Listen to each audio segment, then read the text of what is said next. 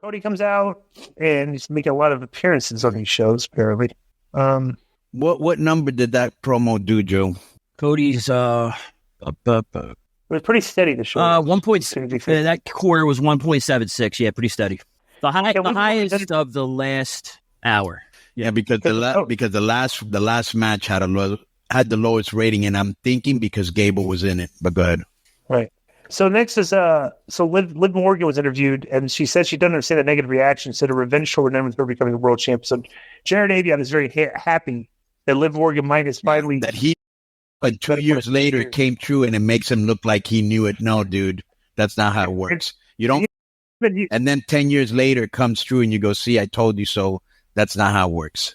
You kazooed him and yellow card him on Twitter too, because he said it was long-term storytelling. Right. Yeah, you know what, Joe? Yes, red card him for that. Yeah, so a red card for Jared Avion. Yes, for saying for long-term storytelling. Right. He's wrong there. Cody said they could reflect. So Cody was out there he spoke of facing LA Knight Styles backlash, and he thanked Seth Rollins. He said The Rock did some reflecting today. He said it was news to him The Rock did a 10-week training camp and flew people to spar with him. He doesn't think The Rock has one more match left of him. He thinks The Rock has a lot more. So in typical Manic Rock fashion, Rock thinks he'll make him bleed again. Cody says, right, maybe but Rock will bleed too. Cody says he's confused by what happened on SmackDown with the Bloodline and Tama Tonga. Because Roman was nowhere to be found. And Cody introduced Jey Uso. Cody noted that Jey Uso is the number one contender for the World Heavyweight Championship and said no one deserves it more than him, and said Jey helped him finish the story of WrestleMania. Cody said Jey was about to wrestle Finn Balor, and the rest of Judgment Day would be far behind, so he'd have to have Jey's back just as Jey had his. Jey said he appreciated it, but he had to do it on his own, and Cody said he understood that Jey didn't need him and he needed to do it on his own. Cody wished Jey good luck, and then they hugged, and Cody started to leave the ring and then said one other thing until we eat again. And they both said eat together. This is a dumb angle. I'm not with this at all, okay? This is stupid.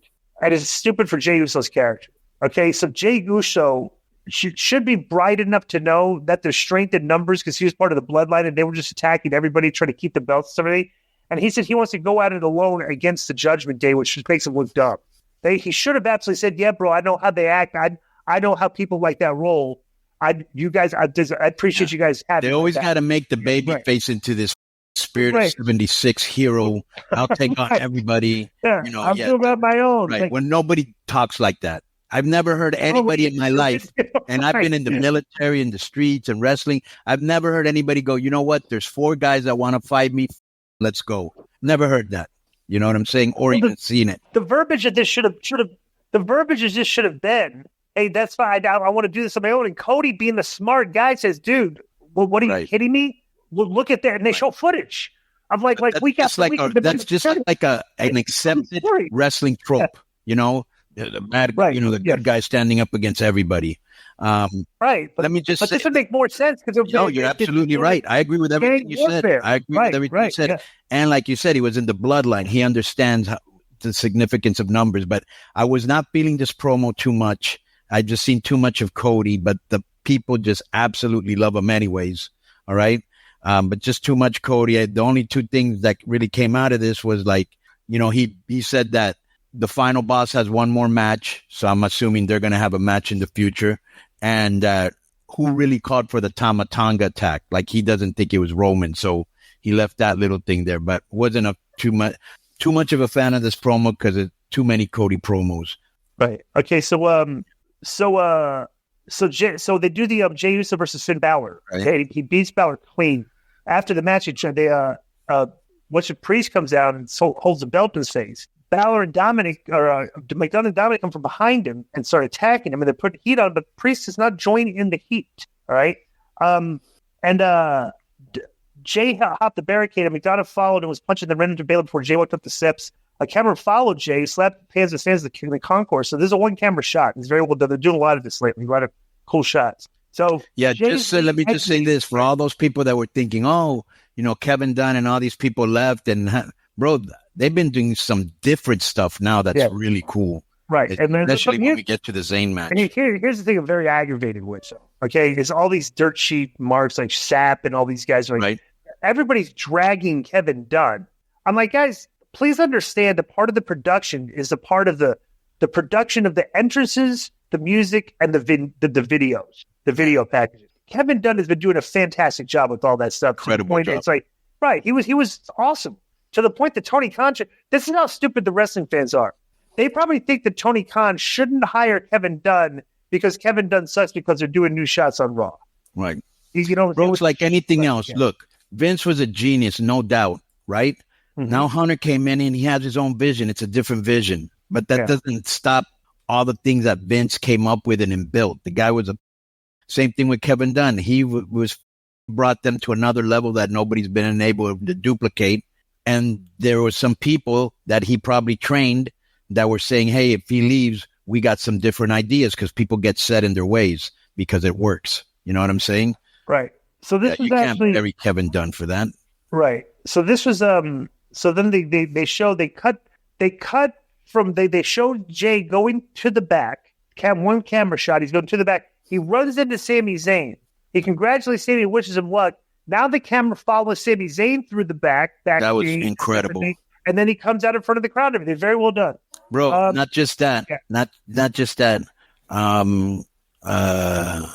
love the fact that when Sami Zayn came out, they brought him through the concession stand where all the fans were, and they were going nuts. And then they followed him all the way to the exit, right?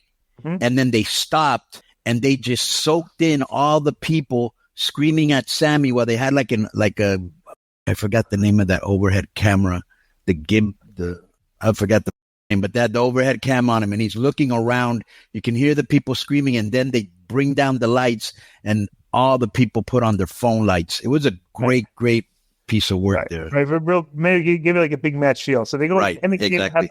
Him and Gable have a match, good match, and Zayn beats him clean. Gable is despondent in the corner. After the match, he's selling.